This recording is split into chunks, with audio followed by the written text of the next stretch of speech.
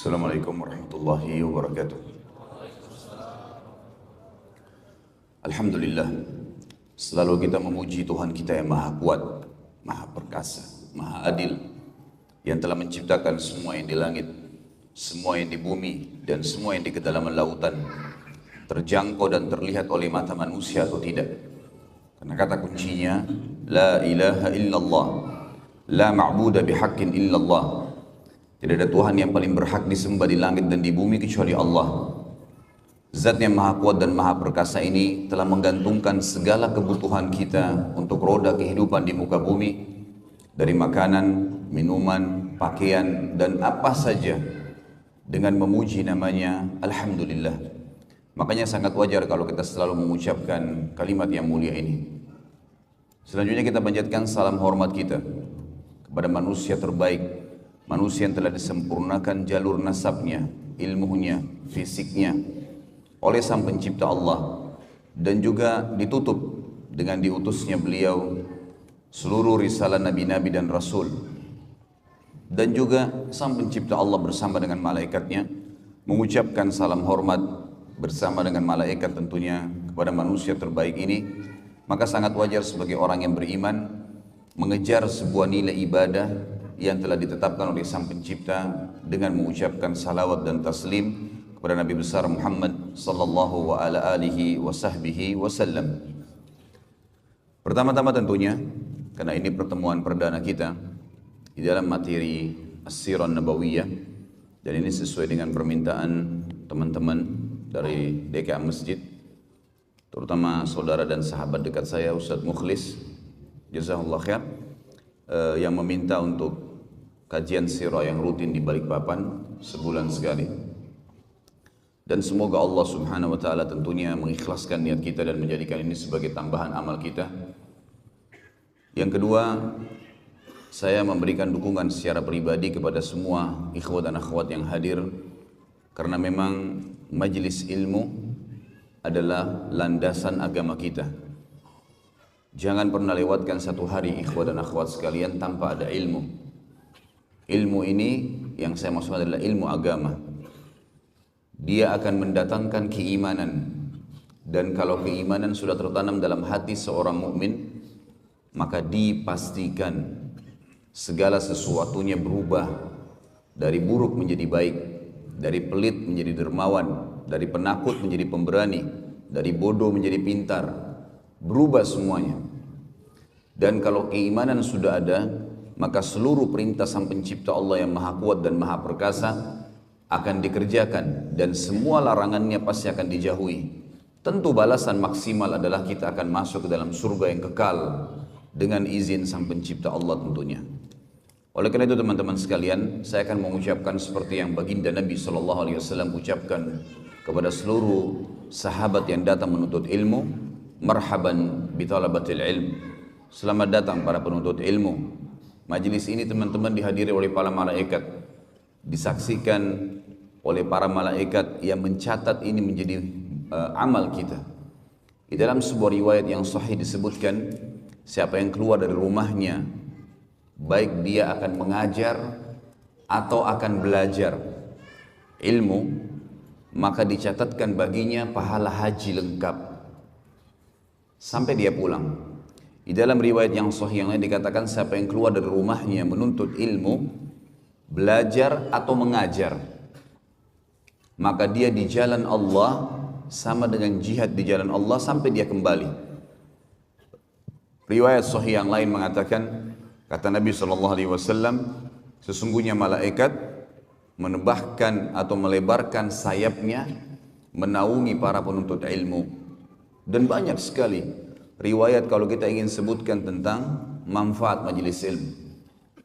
Tidak akan ada kejenuhan dalam majelis ilmu. Yang ada adalah ilmu, pengetahuan, bertambah kokohnya dan kuatnya keimanan seseorang, bertambah baiknya keadaan dia pada saat dia bubar.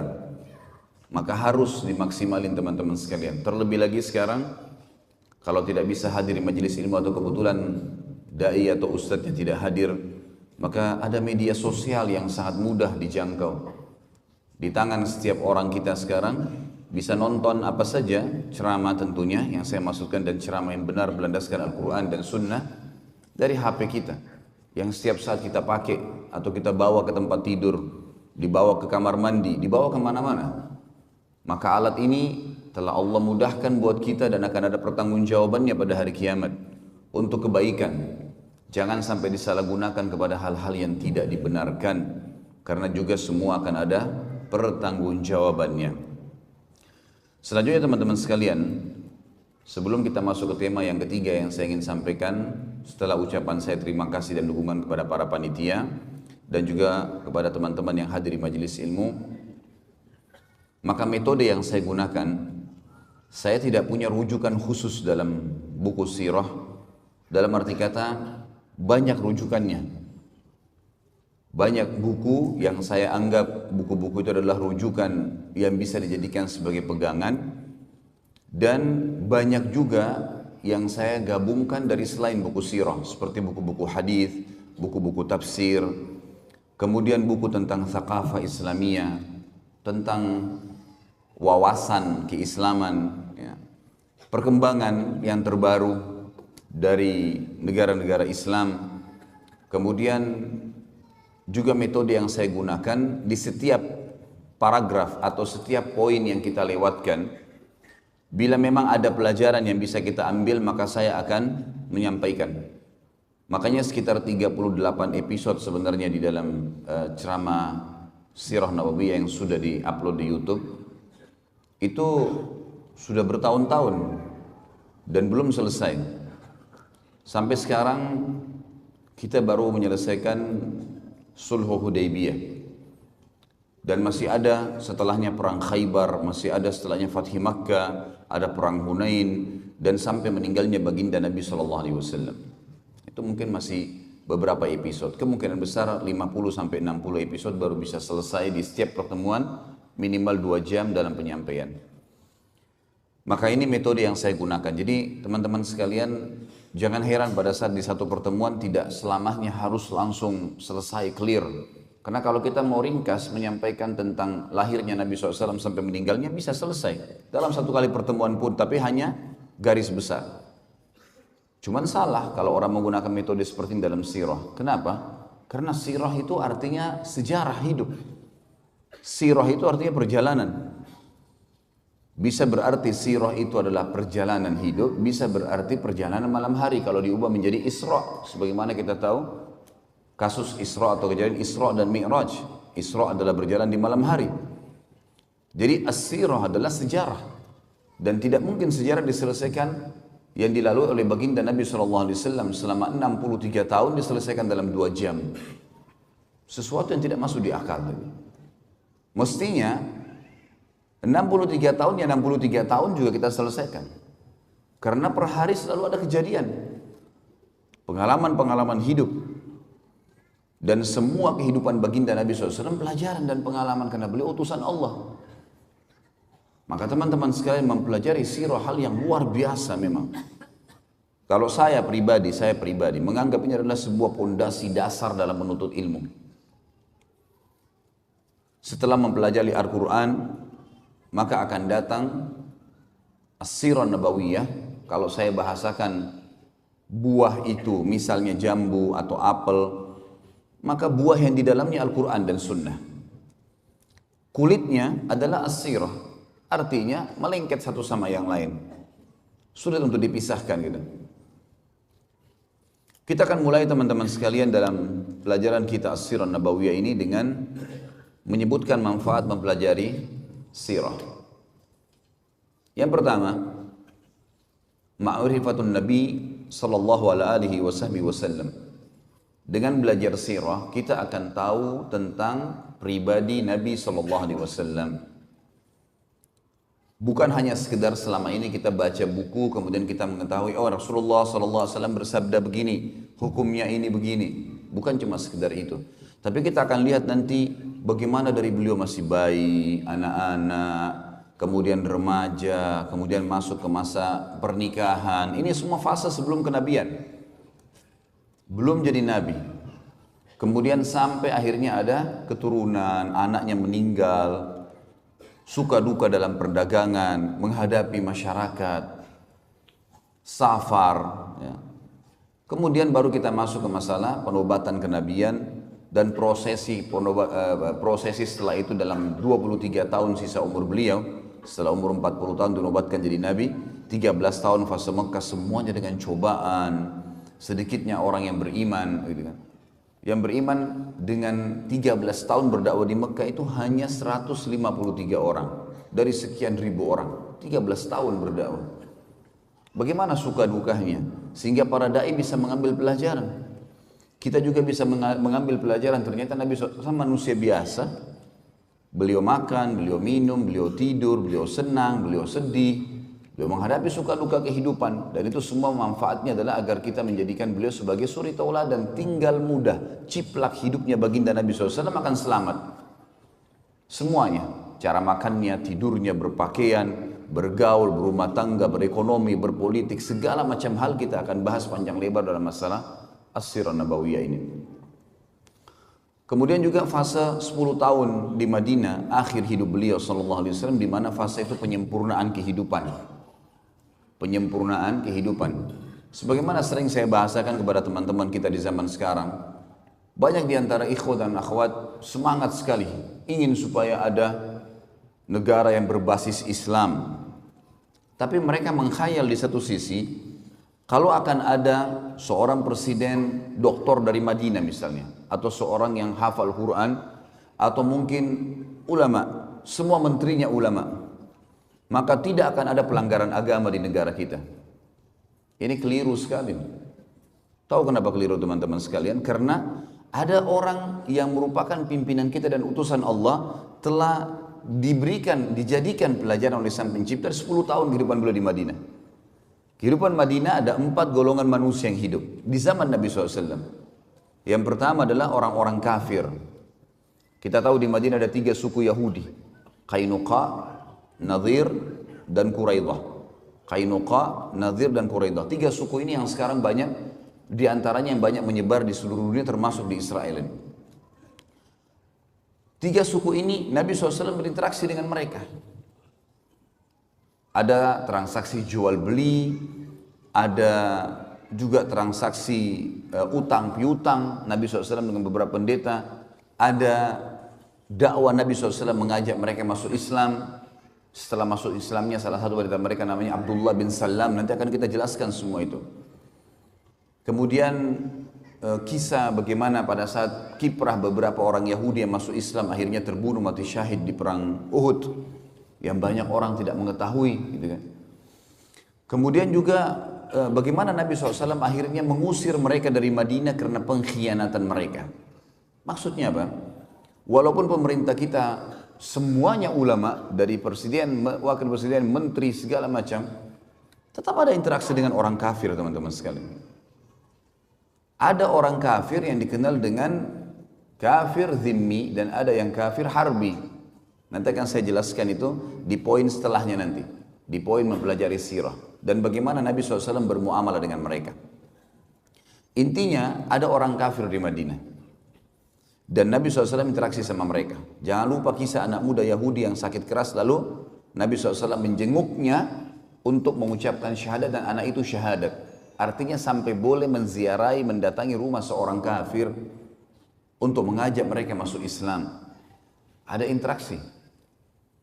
Yang kedua, ada kaum munafikin. Ada orang-orang munafik di Madinah. Dan pimpinannya siapa namanya? Abdullah bin Abi Salul. Abdullah namanya. Namanya bagus nggak? Hah? Mana suaranya orang Balikpapan nih? Abdullah. Tapi pimpinan orang munafik. Dipastikan kekal di api neraka, meninggal dalam kemunafikannya. Jangan heran, di zaman kita sekarang ada orang namanya Muhammad, namanya Ahmad, namanya Yusuf, tampil di televisi, tampil di media, membenci Islam. Kenapa harus heran? Di zaman Nabi SAW ada orang munafik nggak? Namanya siapa? Abdullah. Ambil pelajaran, ini dari sirah diambil nih. Pelajaran pengalaman hidup. Artinya, walaupun pimpinan kita semuanya ulama, akan ada orang munafik di tengah-tengah mereka. Karena kita tidak lebih baik dari Nabi SAW. Ini penting sekali. Karena orang banyak mengkhayal seakan-akan tidak, kalau sudah berdiri negara Islam tidak akan ada masalah. Sampai sekarang mereka menyorotin Saudi. Katanya Saudi terapkan hukum Islam. Kok masih ada orang begini? Kok masih ada begini? Loh, jangankan kerajaan Saudi. Nabi SAW saja di zaman beliau ada. Yang ketiga, adanya ahli maksiat. Ada nggak di zaman Nabi SAW orang zina dirajam? Ada nggak pencuri dipotong tangannya? Ada, nanti kita pelajari semua. Ada di antara mereka yang melanggar hukum Allah. Ada yang berdusta dicambuk 80 dera, kisah ifk. Tuduhan terhadap Aisyah dan Safwan radhiyallahu anhum ajma'in tentang mereka berzina pada saat pulang dari perang Bani Mustaliq. Dan nanti akan kita jelaskan masalah itu insyaAllah. Kemudian ada sahabat-sahabat yang berzina dirajam, dicambuk. Ada yang mencuri. Seperti kasus Fatimah, salah satu dari suku terkenal Makhzumi yang terkenal di Mekah. Orang ini terkenal sekali dengan kedudukannya dan rupanya kebiasaan mencuri. Tradisinya, dia masuk Islam dan tradisi orang-orang Arab Quraisy kalau ada seseorang mencuri tidak dipotong tangannya kalau dia kedudukannya tinggi, punya jabatan. Dan subhanallah ini kayak turun-temurun di kalangan ahli maksiat nih. Kalau punya jabatan nggak dihukum, gitu kan. Lalu para sahabat karena baru masuk Islam, mereka berkata, ya Rasulullah, mereka cari dulu siapa ini kira-kira di antara sahabat yang bisa ngelobi Nabi ini supaya orang ini nggak dihukum. Musyawarah satu sama yang lain, ketemu dengan Usama bin Zaid radhiyallahu anhu ajma'in. Dia dengan ayahnya dikenal dengan Hibbin Nabi SAW, kekasih Nabi SAW. Zaid bin Harithah dulu adalah mantan budak Nabi yang dibebasin, Usama anaknya.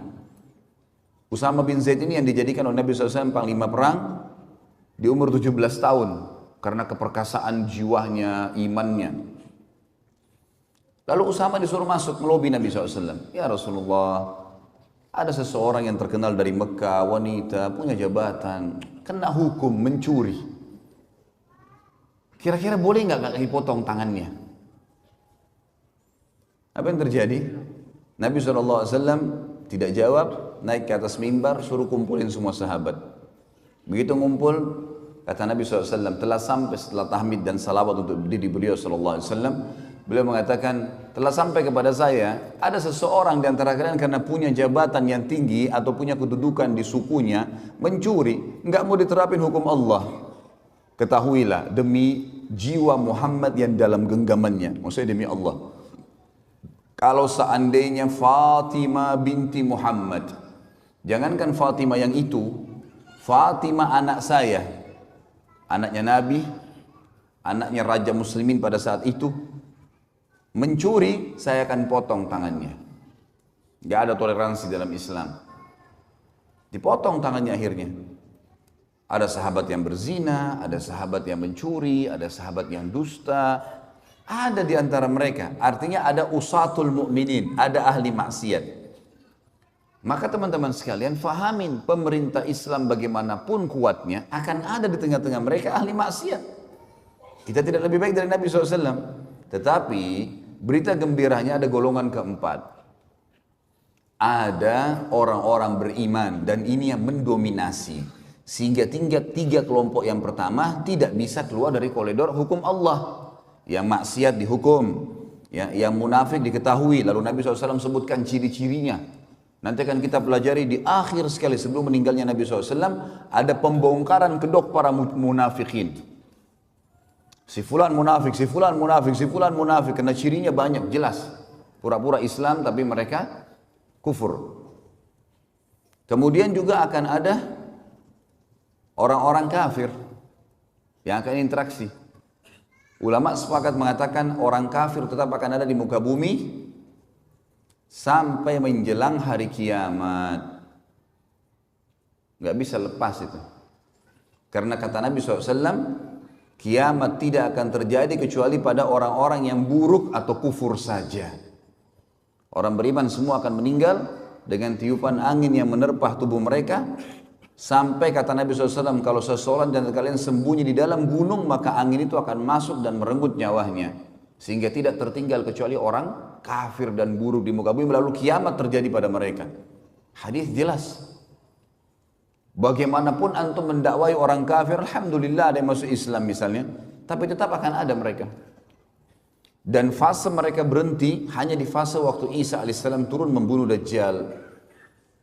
Pada saat itu, maka kata Nabi SAW, semua jalan-jalan kecil pun di muka bumi akan dimasuki Islam. Baik dengan kemuliaan, dia sengaja memasuki Islam karena dia tahu kebenaran, atau penghinaan, artinya dia harus masuk Islam secara paksa atau akan dibunuh. Sehingga tidak ada lagi orang yang tidak muslim di zaman Isa alaihissalam.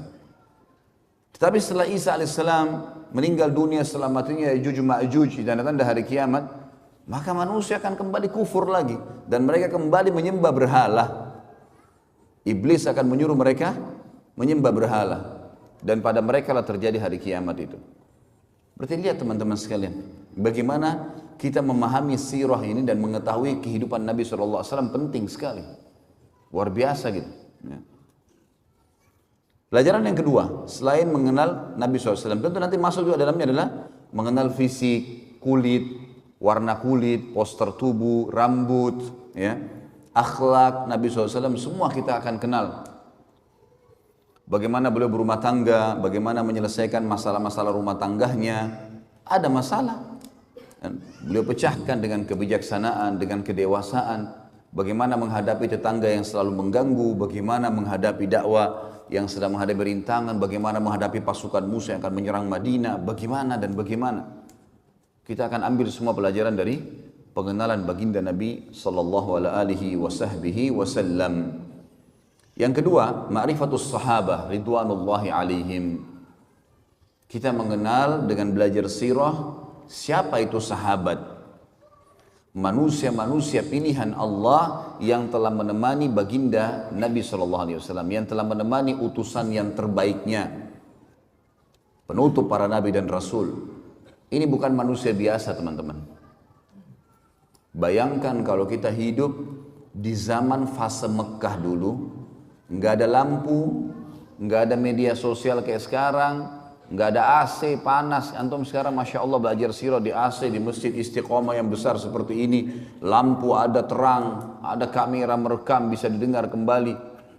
Zaman dulu rumah dari tanah liat, Mekah dulu itu desa terpencil, nggak ada orang di dunia yang mau lihat Mekah itu, kecuali orang-orang beriman yang datang haji, itu pun jumlahnya masih sedikit. Dulu negara Persia dan juga negara Romawi tidak pernah terfikir menyerang Jazirah Arab, karena bagi mereka ini padang pasir, gak ada apa-apa. Gak pernah mereka rebut, padahal Jazirah Arab itu posisinya di tengah-tengah dunia. Kenapa mereka tidak terfikir menyerang? Karena padang pasir, gersang, gak ada apa-apa. Hasilnya maksimal yang paling banyak kurma. Mereka nggak pikir serang itu. Coba antum bayangkan kalau antum hidup di fase itu, di perkampungan terpencil di muka bumi, ada orang buta huruf, nggak bisa baca, nggak bisa nulis, ngaku nabi dan harus beriman. Kira-kira jadi Abu Bakar atau jadi Abu Jahal? Hah? Sekarang gampang antum beriman, Quran sudah lengkap, masjid banyak, para dai-dai mubalik sudah banyak menyampaikan tentang hukum-hukum Islam. Tinggal ambil, belajar, amalin, mati, masuk surga. Mudah sekali. Zaman dulu teman-teman, turun satu ayat, turun dua ayat. Dan ini kewajiban mematuhi loh, dan membela hidup mati. Nggak gampang pada saat fase Mekah itu. Luar biasa dulu. Nanti kita lihat teman-teman perjuangan para sahabat bagaimana dalam sirah ini. Bagaimana mereka di zaman itu tidak ada media bisa percaya. Bisa percaya, bisa yakin, bisa mengamalkan. Wajar itu. Muhajirin dan Ansar, Allah janjikan dan jamin buat mereka surga. Demi Allah pantas untuk mereka. Pantas. Perjuangan yang meninggalkan keluarganya, berkorban dengan hartanya, berkorban dengan darahnya. Kisah-kisah yang kadang-kadang subhanallah, saya kalau belajar kisah sahabat tidak sadar netes air mata di depan laptop saya itu. Luar biasa kisah mereka ini. Di mana kita ini gitu. Kita selalu sibuk dengan pasar, dengan dagangan, dengan istri, dengan anak, dengan ini, lupa tidak ada perjuangan buat agama gitu. Ini sahabat luar biasa, pengorbanan yang luar biasa. Wajar Allah mengatakan radhiyallahu anhum wa radu'an. Allah sudah ridho dengan mereka. Tahu ridho teman-teman? Ridho itu kalau orang diberikan sesuatu yang membuat dia sangat puas, baru dikatakan ridho. Kalau misalnya kita memberikan seseorang sesuatu, misalnya ada fakir miskin minta, kemudian kita kasih uang misal dia butuh 3 juta rupiah, kemudian kita kasih 10.000 rupiah. Ya udah dia terima kasih, dia pergi. Apa dia sudah ridho? Dia ridho teman-teman kalau dia minta 3 juta, antum kasih 5 juta. Dia akan doain antum, dia akan berterima kasih. Nah itu namanya ridho tuh. Kalimat ridho digunakan di situ. Allah mengatakan radhiyallahu anhum, pakai anhum jamak. Allah ridho kepada semua mereka, sahabat itu. Yang ridho siapa? Pencipta langit dan bumi. Waradu'an, tidak cukup di situ. Allah bilang, dan mereka dipastikan memang ridho dengan Allah. Memang mereka siap mengorbankan apa saja untuk Allah dan Rasulnya alaihi salatu wassalam.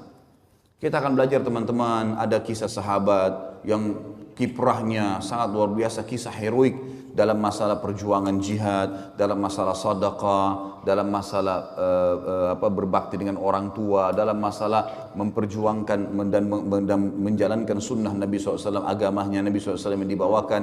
Banyak sekali yang kita bisa ambil. Nah ini semua kita akan ambil dari sirah. Pentingnya luar biasa gitu.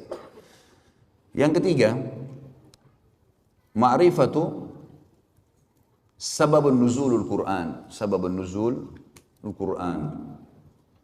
Mengetahui dari sirah tentang sebab turunnya Al-Quran.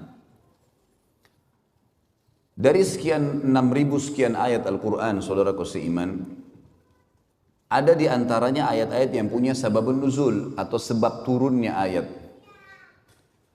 Kalau ada sababun nuzul ayat, maka kita semestinya membaca ayat dengan sababun nuzulnya, karena sebab turun ini akan membuat kita memahami tentang apa yang sedang Allah inginkan di ayat itu. Dan semua sabab nuzul diambil dari materi sirah. Nanti kita akan lihat dari sirah ini, oh ternyata ayat sekian turun karena kejadian ini di surah ini. Juga kita jadi tahu teman-teman, kenapa Iqra bismi rabbikal ladzi khalaq yang turun pertama sekali ayat berada di juz 30. Kenapa bukan di pertama? Kenapa Al-Fatihah yang pertama? Banyak ayat-ayat Al-Quran yang turun di Mekah itu berada di juz 30 semua, rata-rata di juz terakhir. Padahal awal-awal turun. Ternyata memang sabab nuzul berpengaruh di sini. Sebab turunnya ada, terjadi sesuai dengan kasus, dan Allah yang maha tinggi dan maha pemurah memerintahkan Nabi-Nya Muhammad SAW meletakkan ayat-ayat itu pada tempatnya. Seperti misal letakkan ini di sini, letakkan ini di ayat di surah nomor ini, di surah ini di ayat sekian, sehingga tersusunlah 30 juz seperti kita sekarang. Semua diambil dari sirah itu, karena per kasus. Nanti kita lihat, oh ternyata turun surah nomor 74, surah nomor 75 di tahun sekian, di waktu ini, oh kejadian ini. Tentu tidak semua ayat Al-Quran punya sebab nuzul, tapi kalau ada, itu akan memberikan kita ya kejelasan tentang kenapa ayat itu dipelajari atau kenapa ayat itu turun, maaf, dan kita akan faham hukumnya. Yang keempat dari mempelajari sirah, ma'rifatu sababul wurudul hadis. Jadi mengetahui tentang sebab disebutkannya hadis. Sebab disebutkannya hadis. Kalau ayat tadi ada sababul nuzul, kalau ini sababul wurud. Jadi sama dengan ayat tadi, hadis-hadis Nabi SAW ada yang memiliki sababul wurud, sebabnya Nabi sebutkan, ada juga yang tidak. Tentu memahami sababul wurud penting sekali, karena dengan mengenal atau mengetahui sababul wurud kita tahu apa yang Nabi SAW sedang luruskan di situ. Contoh misal, pernah Nabi SAW dalam hadis Bukhari Muslim jalan di sebuah pasar, kemudian menemukan ada seseorang berdagang, jual gandum ditumpuk seperti gunung gitu. Warnanya kuning cerah, bagus sekali. Orang banyak tertarik membeli gandum dari toko itu. Nabi SAW, Nabi utusan Allah, ada wahyu menyampaikan, maka beliau masuk ke dalam toko orang itu. Begitu masuk ke dalam toko, Nabi SAW mengecek di bagian dalam gundukan. Jadi orang kalau lihat dari luar, oh gundukannya bagus. Dia seakan-akan menyendok dari gundukan itu. Padahal sebenarnya di bagian dalam itu buruk sekali. Gandumnya kualitasnya lain dan dibasahi supaya bobot berat timbangannya bertambah.